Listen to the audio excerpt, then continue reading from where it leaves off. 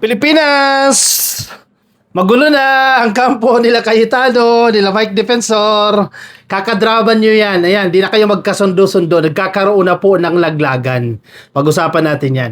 Magandang araw po, Luzon, Visayas at Mindanao. Siyempre, mga nakikinig sa atin lagi. Lalo na po yung mga taga Macau. Nakausap ko po kayo kagabi, no? Yung mga leader po natin dyan, mga solid supporters ng administrasyon. Shoutout po sa inyo lahat po ng mga taga Macau, ng mga Pilipino na sumusuporta sa administrasyon ni PBBM. Shoutout po sa inyong lahat. And kay Ma'am Claribel, kay Ma'am Arlene, hello, shoutout din po sa inyo. Anyway, dito na tayo. Kasi ang gulo na ng mga kampon ni Cayetano at ni Mike Defensor. Sige. Facts of the matter. Today, alas 10. Anong oras na po? Mag-aalas 12 na. Alas 10 po ngayon, June 16, supposedly magaganap po yung bogus na Blue Ribbon Committee hearing dyan po sa isang events place dyan sa Mandaluyong. Pero, mag-aalas 12 na, hindi pa nagsisimula yung hearing. Bakit? Kasi may mga senador ayaw yung gagawin o yung inanunsyo nila Mike Defensor. Ano yun kasi si Mike Defensor? Di ka naman senador niya. Diba? Hindi ka naman parte ng Blue Ribbon Committee. Bakit ikaw yung mag-a-announce? So, ang nangyari ngayon, napahiya itong si Mike Defensor. Pero sabi ng kanyang kampo, may napanood ako kanina video, tuloy daw, medyo ma-delay lang. Pero, napahiya dito si Mike Defensor. Kasi may a-attend nga na mga senador, 1, 2, 3, 4, hindi sila lahat. Kasi may mga senador na hindi nagustuhan yung ginawa ni Mike Defensor. Kasi malinaw na violation ng Senate rules. Kung ikaw ay matinong senador, kung matino kang senador, except Amy Marcos, di naman matino yan eh. Kung matino kang senador, alam mo na mali yung gagawing Blue Ribbon Committee hearing outside of the Senate, tapos gagamitin nyo yung Blue Ribbon Committee hearing, yung pangalan na yan gagamitin nyo sa pagdinig ninyo outside of the Senate without the authority of the legitimate Blue Ribbon Committee chaired by Senator Erwin Tulfo. Alam nyo yan, na violation ng Senate rules. And eventually, kung matinukan senador, sasampahan ka ng ethics complaint. At hindi mo gugustuhin yan. Kasi kasiraan sa pangalan mo yan. Sa madaling sabi po, nilaglag nila si Mike Defensor. 1. Ano ba si Mike Defensor? Sige. Ano yung papel ni Mike Defensor sa grupo nila Cayetano? Base sa mga nangyayari, base rin sa mga nagbibigay sa atin ng impormasyon, ang tagagawa ng dirty jobs, yung mga maduduming trabaho, si Mike Defensor. May control ba si Mike Defensor? Meron. Kasi maraming pera yan. Sa politika, kung sino may pera, siya may control. Kanino galing yung pera ni Mike Defensor? Hindi natin alam. Pero pansinin mo, mahilig mag-donate yan si Mike Defensor. For instance, si Marcoleta, ilang binigay niya? 25 million o 30 million, etc. So kung ikaw ay isang senador na nabigyan ka ng donasyon, medyo, kahit ayaw mo na sa tao na yan, pakikisamahan mo. Diba? Chiching-chiching, yan ang nagagawa ng pera. Style ni Mike Defensor yan. Si Marcoleta lang ba ang nabigyan? Marami pa po ng mga senador. Therefore, hindi nila basta-basta ma-ditch out o matatapon o ma-disregard si Mike Defensor dahil may utang na loob sila kay Mike Defensor. Again, sino nga ulit si Mike Defensor? Siya po yung naglabas nitong 18 Marites. Siya po yung naglabas kay Orly Gutesa. Siya po yung nagmamaniobra dito. Siya po yung kumokontrol dito. Siya po yung humahawak dito. Siya nga rin yung nag-announce ng Blue Ribbon Committee hearing. Na hindi naman siya miyembro ng Blue Ribbon Committee. Na hindi naman siya miyembro ng Senado. Supposedly, sino ang kahit papano may authority, actually not authority, no? May posibilidad na dapat nag-announce siya, si Pia Cayetano. Dahil siya po ang chair na Blue Ribbon Committee bago siya napalitan ni Erwin Tulfo. So bakit si Mike Defensor? Hindi sila nagkakasundo. Hindi rin gusto ng kampo nila Pia Cayetano itong ginagawa ni Mike Defensor. Aattend ba si Pia Cayetano? Diyan sa hearing na yan, sa bogus Blue Ribbon Committee hearing, hindi natin sure, pero alam ko as of kanina, as of kayo, habang nare-record natin ito kasi pre-recorded ito, wala po si Pia Cayetano. Hindi na nagugustuhan ang ginagawa nyo. Now, ang event place mismo, nagsalita na. Ayan o. Kung saan nila supposedly idadaos yung event na yan, yung Blue Ribbon Bogus Committee hearing na yan. Sabi, official statement, Double Gem EDSA Garden Events Place respectfully informs the public that the scheduled Blue Ribbon Committee event at our venue will no longer proceed as originally planned. Biruin mo, sino ka na kayo mismo? Mismong events place, kahit binayaran nyo na sila, wala silang pakialam. Sinuka na sila.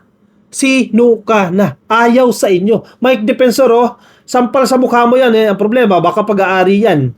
Or may malakas na connected doon sa may-ari, tawagan lang yan, natuloy natin yung hearing, etc. Anyway, officially, ito, Double Gem EDSA Garden Events Place. Officially, yan ang kanilang stand. Hindi tuloy yung Blue Ribbon Bogus Committee hearing na yan dyan sa lugar. Sa amin, Events Place. We would also like to reiterate that Double Gem EDSA Garden Events Place has no affiliation whatsoever with the organizers. Sa madali sabi, hindi kami connected dyan kay Mike Defensor, ha. Wala kami kinalaman dyan. Di namin kilala yan. Wala kaming relasyon yan. Kami po ay isang events place lamang. Kami po ay nirerentahan lamang para isagawa yung bogus committee hearing na yan. Therefore, we are out of liability or whatsoever man yan.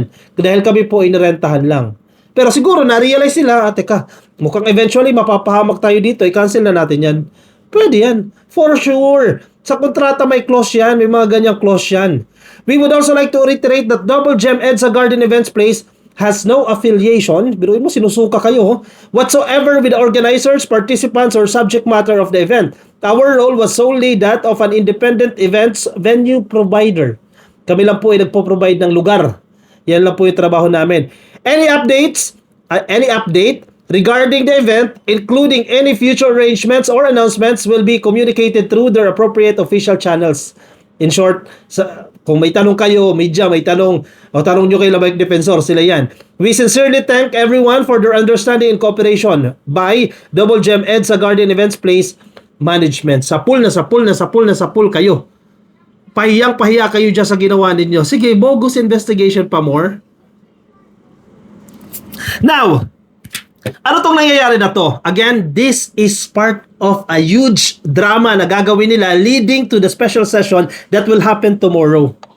Wednesday, special session po ang magaganap. May nag-feed sa atin, alas 9 po, magsisimula yung special session na yan bukas. So ito po ay parte lang ng drama ng grupo ni Cayetano at si Amy Marcos, isa sa main character dito. Nagdrama na naman si Akla. Ito, nagdrama na naman kanina dyan sa event place na yan, no? Wait lang ha.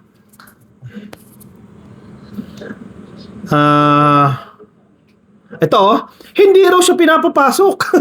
Tawagan mo si Tawagan mo si Mike Defensor. Ba't hindi ka pinapapasok dyan? Wait lang. Kanya-kanya silang drama eh. Kalat-kalat sila ngayon eh. Hinggil sa flood control. Kahit pa paano pilitin natin sa mapayapa at maayos na pamamaraan.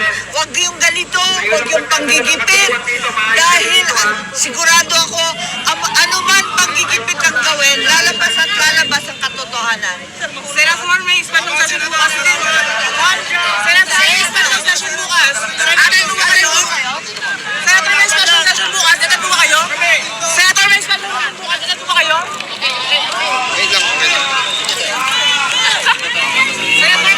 Wait lang.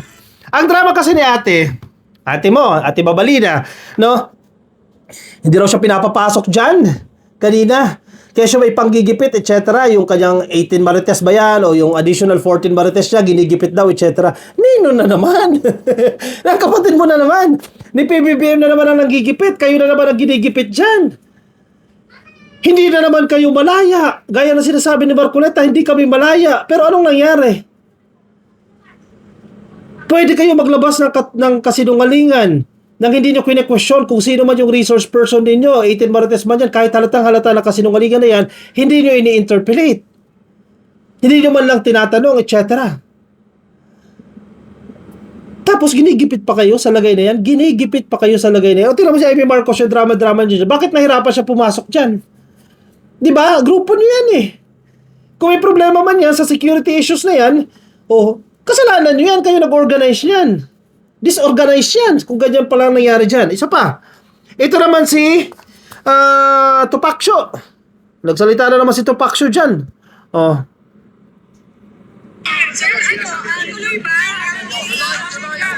Wait lang, take two. Tuloy daw po yung hearing nila.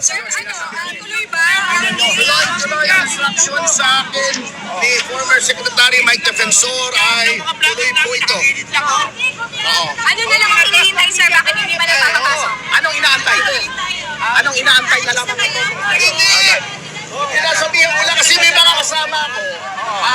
pwedeng papasukin maya-maya pa. Sinasabi ko lang, ini-inform ko lang yung mga dumalo rito na huwag silang aalis.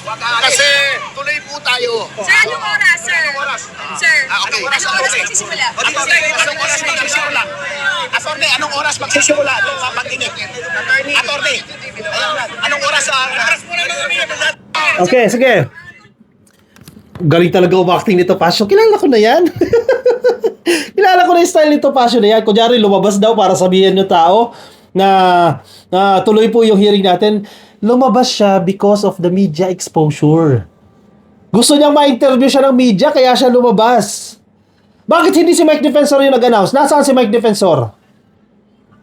Matakaw din sa media yung exposure yun eh. Bakit hindi siya yung nag-announce? Bakit si Tupac yun ang nag-announce? Tuloy daw. Saan? 10 o'clock supposedly yan. 12 o'clock na.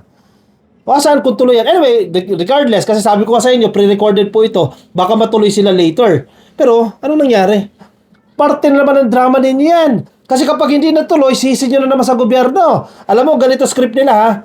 Hindi natuloy kasi yung venue ayaw ipagamit dahil tinawagan ng kung sino man from the Malacanang na you should not allow them to use the venue for the bogus Blue Ribbon Committee hearing. Malamang. Parte yan ang narrative nila, gagawin na naman nila yan. And as usual, ginigipit na naman sila, tinatakot na naman sila, etc. etc. Kuna, kung gusto nyo talagang matuloy yan, kung gusto nyo talaga mailabas sa publiko yung i-anunsyo ng bago ninyong 14 na Marites, you should have not announced. Diba? Yung location ninyo, alam niyo yung media, dudumugin talaga kayo ng vloggers, dudumugin kayo ng media sa lugar na yan, i-anunsyo ninyo eh. Bakit nyo in-announce? Kasi parte nga ng drama, gusto nyo na naman ng drama yan, drama lang po yan. Nambubudol na naman po itong kampon nila. Sige, tabayan na natin. Di ako alis ngayon. Mamaya na sa Abante Bisaya, mamaya hapon na para nakamonitor tayo dito sa event na to, sa bogus na flood control investigation. Kuno ng kampon ni Mike Defensor. Hindi na si Cayetano, si Mike Defensor na senador na ata siya. Komento ang inyong opinion, reaction dyan sa comment section para mabasa po ng iba natin mga ka-coffee. Nasa Facebook, please like and follow, YouTube subscribe, TikTok subscribe. I'll see you in the next video. Bye-bye.